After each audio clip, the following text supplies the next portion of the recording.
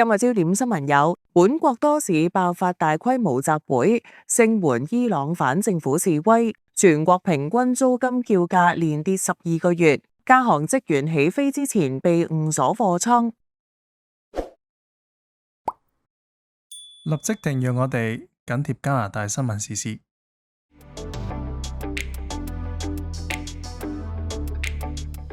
為配合本國總理卡尼前往北京修補兩國關係，兩名執政自由黨國會議員縮短今個星期訪台行程。自由黨國會議員 Helena Zajac 同埋 Marie-France Lalonde 發表聲明，指聯絡聯邦政府官員並聽取建議之後，決定提前回國。佢哋指出，由於總理上個禮拜先至落實到訪北京，為免同本國外交政策產生混亂，決定縮短行程。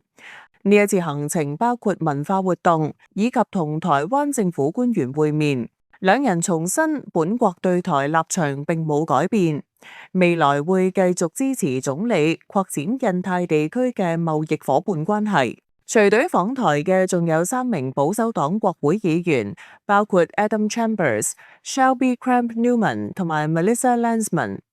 暫時未有消息話佢哋會縮短行程。ITOBB 出咗新嘅旅遊數據卡，30日無限流量，唔同組合分別覆蓋中國、中港澳、歐洲、亞太區共50幾個熱門旅行目的地。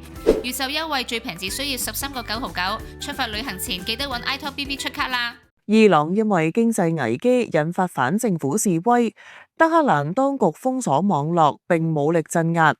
本國多個城市，包括大多倫多地區、溫哥華同滿地可，週末有數以千計國民集會聲援。喺大多地區，除咗多倫多市中心同北約克有集會，列治文山亦都舉行咗大規模示威遊行。當地係伊朗裔其中一個主要聚居地。有示威者表示，當局封鎖通訊，令佢哋無法聯絡家鄉親友，擔心會出現更大規模屠殺。除咗大多地區，亦都有示威者聚集喺溫哥華美術館同埋滿地可市中心聲援伊朗人民。總理卡尼發聲明，強烈譴責當局殺害示威者，促請尊重言論同埋集會自由。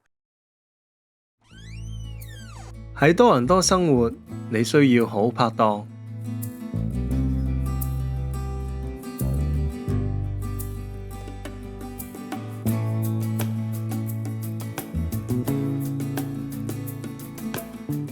怡和電業用心服務多倫多華人近50載。有內部政府文件披露，聯邦運輸部涉嫌干預本國運輸局嘅獨立運作，拖延向航空公司收取投訴處理費。雖然國會喺2023年要求實施該收費，以支付每年大約3000萬元嘅申訴系統開支，但係文件揭發，包括方慧蘭同麥金龍等多任運輸部長曾經多次要求延期。目前相關收費仍然未落實，導致投訴積壓超過88000宗，稅務負擔則繼續由納稅人承擔。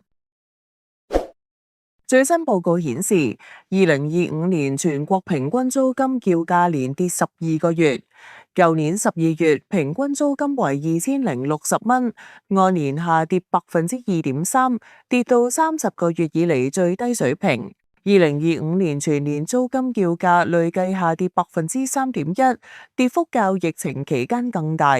當中以卑詩省、亞省同安省跌勢最顯著，分別下跌超過5.8%、4.3%同3.9%。業界分析指出，共管柏文落成量創新高，加上國民負擔能力受限，令過去2年嘅升勢逆轉。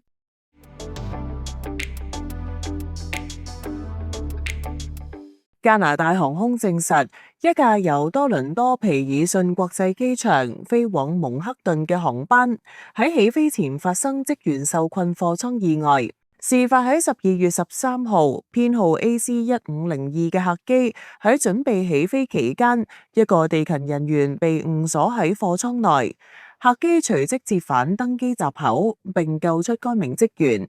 事件中冇人受傷。受意外影響，該航班最終被取消。加航正係調查事故原因。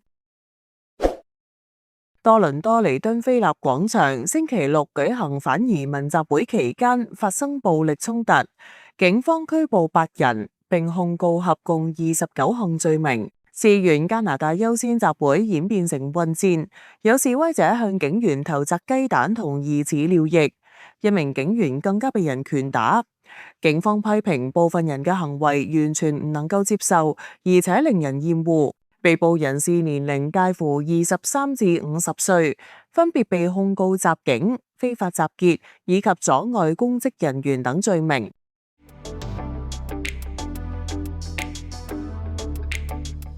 最新數據顯示，2025年卑斯省省民南下美國華盛頓州嘅車次大幅下跌35%。華盛頓州邊境小鎮 Blaine 市長表示，受美國總統特朗普發動嘅關稅戰爭以及威脅吞併加拿大嘅言論影響，兩國互信已經破裂。加上匯率疲弱，當地依賴加拿大人消費嘅油站同包裹店紛紛倒閉。雖然當地官員多次表態歡迎加拿大居民到訪，但係有分析指出，跨境旅遊陷入崩潰狀態，恐會成為新常態。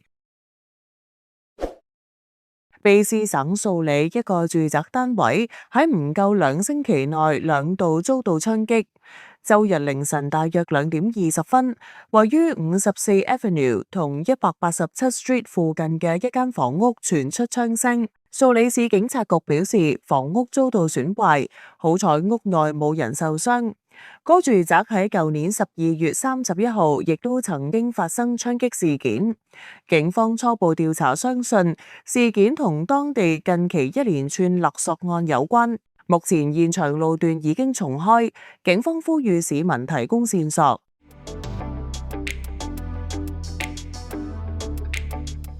卡加里主要輸水管喺18個月內2度爆裂，揭露用於冬季道路安全嘅溶雪鹽，正損害城市供水系統。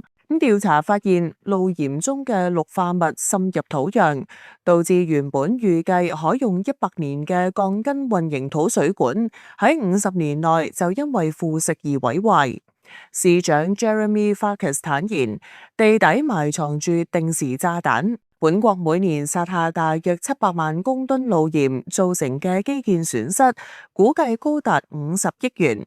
專家呼籲減少用鹽量，以防止水源受污染同埋基建加速老化。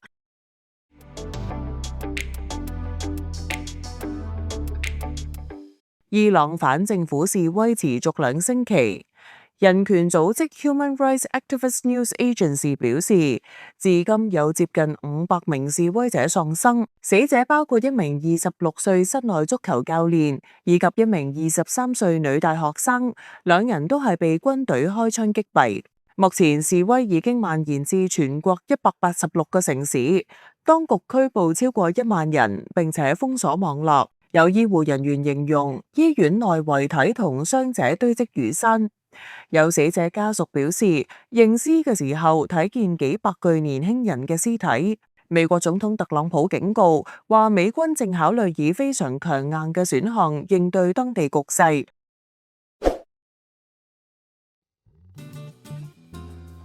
多倫多星期二日間多雲，晚間落雨，氣溫最高4度，最低3度。星期三日間落雨或者落雪，晚間6成機會有飄雪，氣溫最高3度，最低零下13度。阿泰話，星期二日間多雲兼凍雨，晚間落雨或者落雪，氣溫最高2度，最低零下4度。星期三落雨或者落雪，氣溫最高4度，最低零下15度。滿地可，星期二日間多雲，晚間雨雪，氣溫最高3度，最低零下1度。星期三有雨或者有雪，氣溫最高5度，最低零下10度。魁北克市星期二日間多雲，晚間落雪，氣溫最高0度，最低零下2度。星期三日間落雨，晚間驟雨或者飄雪，氣溫最高零下3度，最低零下6度。哈利法斯星期二多雲，氣溫最高2度，最低零下1度。星期三日間多雲，晚間驟雨，氣溫最高8度，最低零下3度。溫哥華黃色降雨警報，強降雨仍然持續，道路同低洼地區可能出現積水，交通有機會延誤，部分地區可能發生山崩。星期二部分時間有陽光，晚間落微雨，氣溫最高14度，最低7度。星期三多雲微雨，氣溫最高10度，最低5度。利在納星期二大致天晴，陣風強勁，氣溫最高2度，最低零下6度。星期三天色明朗，氣溫最高1度，最低零下2度。溫尼僻喺星期二多雲，6成機會降雪，晚間天晴，氣溫最高0度，最低零下23度。星期三陽光充沛，晚間落雪，氣溫最高零下12度，最低零下13度。卡加利星期二天色明朗，氣溫最高9度，最低5度。星期三陽光充沛，氣溫最高15度，最低零下1度。愛民頓星期二天晴多雲，氣溫最高8度，最低2度。星期三陽光充沛，氣溫最高9度，最低0度。黃刀鎮星期二落雪，氣溫最高零下13度，最低零下14度。星期三落雪，氣溫最高零下2度，最低零下24度。今日大多倫多地區普通汽油平均價格係127.9仙，聽日冇升跌。今日溫哥華普通汽油平均價格係151.9仙，聽日冇升跌。歡迎大家喺留言區講下你對今日新聞嘅睇法，仲有記得俾 like 同埋分享俾朋友啊！